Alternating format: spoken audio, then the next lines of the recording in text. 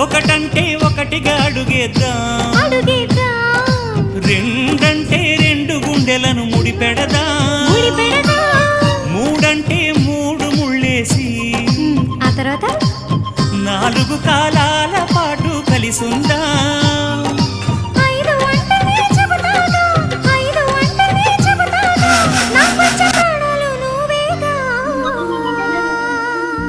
అమ్మావు ఇల్లు ఈగ చదివానాడు, ప్రేమ వలపు మనసు మమత చదివాయినాడు, ఇంకా ఏదో చదవాలంటూ పెదవి కోరుతోంది.